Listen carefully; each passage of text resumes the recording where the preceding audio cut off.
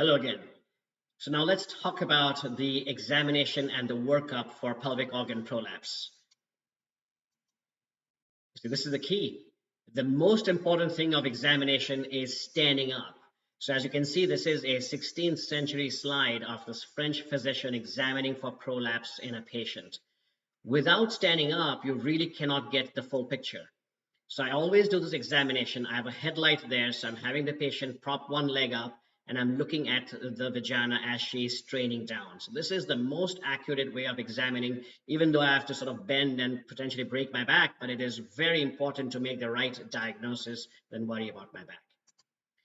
Is it awkward and embarrassing? Yes, it is. But is it invaluable to make the correct diagnosis and therefore institute the correct treatment? Absolutely. Because if we miss one vaginal wall and we do not realize that that also is weak and falling out and do not repair it, it will bring the house down. Because over time it will fail and the whole repair will fail. So clearly we do not want a wrong diagnosis and wrong treatment just by having the patient lay down flat. We want, it may be awkward and embarrassing and uncomfortable to the surgeon, but it will give you the correct diagnosis and correct treatment. Another option is to keep the legs bent up, and then you can look at that vaginal opening as I'm doing right here and to see how that also correlates. That's okay, middle step. Well, this is the other one. Suppose if a patient complains of rectal prolapse, that means the rectum is actually coming out from the anal opening. The best way to examine is in an open commode and have a mirror down with a light, and we can look at it and see it coming down. So typically when she is sitting on the toilet seat is when she can represent that the best. Now, sometimes a patient, once she knows what's going on, she could even do her own self-examination and see what is happening and ultimately see how it looks with a mirror and how much of that prolapse is coming out. In some cases, there's a little difference. They come to see me and they'll tell me that, oh, it is like an orange coming out or a lemon coming out. And I look inside and say, this is barely coming to the opening. I don't see that lemon-sized bulge. And that could very well be, when did I examine her? I may have examined her in the morning when she just woke up, as opposed to the end of the day. So what she can do is take a picture on a smartphone and then send it to me confidentially via my chart. And that I can see and I say, oh yeah, that's correct. She does have it. So now I need to bring her back on an evening time, keep her standing, and then reassess so I can confirm what she is showing me. What is the workup? Now that we know the examination, which is important, the history also is important, and I think we talked about that in the introductory videos. Once the examination has been done correctly and we now diagnose which wall is falling down. See, many a times it could be all walls coming down differentially. That means the front wall could be coming down more than the back wall, but the back wall could also be weak. So we cannot afford to miss that. So if it is weak, it needs to be repaired at the same time, or as I said, it will bring the house collapsing down. Now, bladder function. So we look at how well she's emptied her bladder. And sometimes when patients come with prolapse, the scan will be 200, 300 ml. They are just not able to empty. We'll talk about some other tests also. Diaries are important, whether it's a 24-hour or a 3-day, because it'll show us the difference in the day and night. And sometimes there's increased nighttime frequency, especially with prolapse as the bulge goes inside. Now, many a times a woman may have urgency and frequency, which is independent of the bulge. And that also is important to understand. We may do the urodynamic testing, and that is very important to assess for urine leakage complaints. If she is complaining of urgency or urgency leakage, look for what is called occult or hidden urine leakage, and I'm going to explain to you in a second.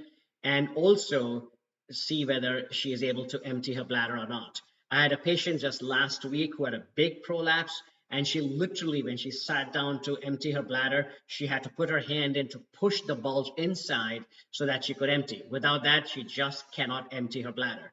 So it's possible that the prolapse could be causing the bladder dysfunction, but it could also be that over time, the bladder may just not be working that good enough. And that's exactly why I tell my patients that once you have a bothersome bulge, just don't wait. Treatment has changed so much. Just get it taken care of rather than wait, because the dangers of these prolapse are significantly more. So what is occult or hidden urinary incontinence? So this is important to understand. Now, this is why we do one of the urodynamic testing. So remember, when the bladder is coming down, the urethra is bent. So the urine has to go uphill, turn a bend to come out. Now, that is very hard for it to do. So it's not going to happen. So in fact, when you cough, the bulge will come out more, but you will not leak. Now, if I just repaired the bulge and took it back in like this, then you come back and say, hey, doc, you did a great job. Nothing is hanging out. But now every time I cough and sneeze, I'm leaking urine. So what went wrong? Well, guess what? This urethra was weak to begin with, and we just missed it. So what I do is during the test, I will put the vagina back to simulate and mimic normal appearance and post-repair findings. Straighten that urethra and see if there is any leakage. Because then if there is leakage that happens once I put it in, then we'll also put a sling under the urethra so that you do not have leakage once the prolapse is corrected. I may also look into the bladder, which is a quick few-minute test, especially if there's retention or frequent bladder infections or symptoms of urgency with possible blood in the urine, to make sure that there is no other cause. Sometimes with a large cystocele, there is a tendency to form a stone, and we want to make sure that there is nothing in the bladder because of the stagnant urine. From the bowel standpoint, as I mentioned, this rectocele can cause constipation, and the stool diaries will help us understand the type of stools that you're passing. And then we look at the anorectal manometry and anal ultrasound. And that is a test that's done to assess it. So you can see the anal ultrasound here is completely intact sphincter all around, this white thing. But here there is no white thing in the front, and that is broken. And that is weakness of the anal sphincter. So if that is present, along with the prolapse, I will repair this too. Because we don't want to repair the bulge and then you have bowel leakage that went unaddressed. I would rather address it at the same time. And even after we repaired it, we still have neuromodulation to help you with that, even pelvic floor therapy. So next thing we'll talk about management of prolapse. And that depends heavily on proper diagnosis. So understanding the needs of the patient. So what exactly are your expectations and goals? Are you sexually active? What are your comorbidities, such as your weight, smoking, diabetes, high blood pressure, what else? And knowing if you had any previous procedure and what was done, and then which wall is failing. So all that is important to come to the proper treatment. But it's also important to know that prolapse by itself can cause complications.